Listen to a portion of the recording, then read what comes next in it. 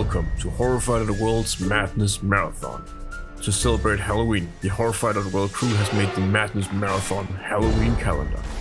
Every day we open a door, and behind every door is a recommendation for a free horror game that you should play. 31 days, 31 recommendations, hours of fun. And on the 31st, we have a special surprise for you. But enough talk, let's see what hides behind today's door.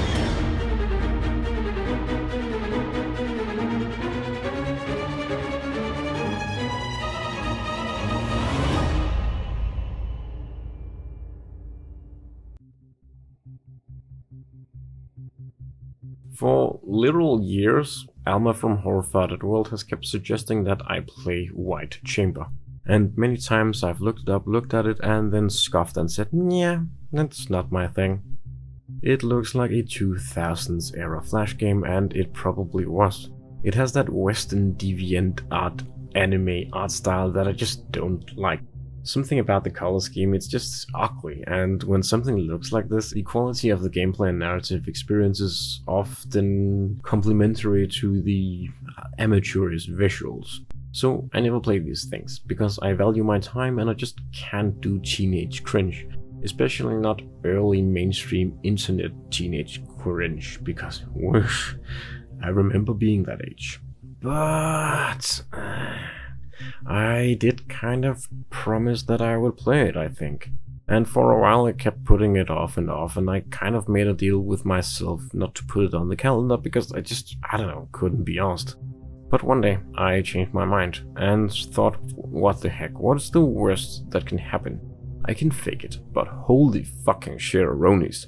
I did not need to fake anything. This game is good, real good.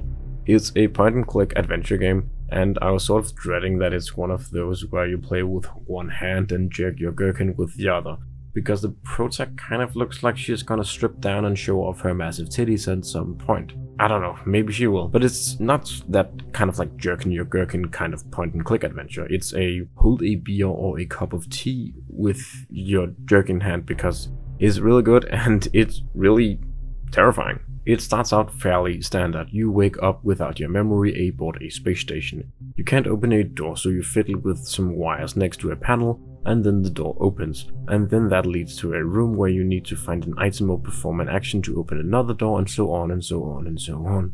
And while it's all self-explanatory and doesn't suffer from, moon logic sickness, it's standard. It's nothing that we haven't seen before, and I wasn't quite sure why Alma liked this one so much. And then I opened a door and I found myself on a beach, which makes no sense because we are aboard a space station, and then the protagonist didn't know why we were here either, and then we left the room and tried to inside it again, but the room was no longer there. And then in another room there was a weird fleshy creature that was like riding around, and then the next moment it was gone. And as I was making my way through the facility, the puzzles got harder and harder and harder, and the fabric of reality became thinner and thinner and thinner, and it's a good game. It's an experience I fully recommend. 10 out of 13. What the? That's me.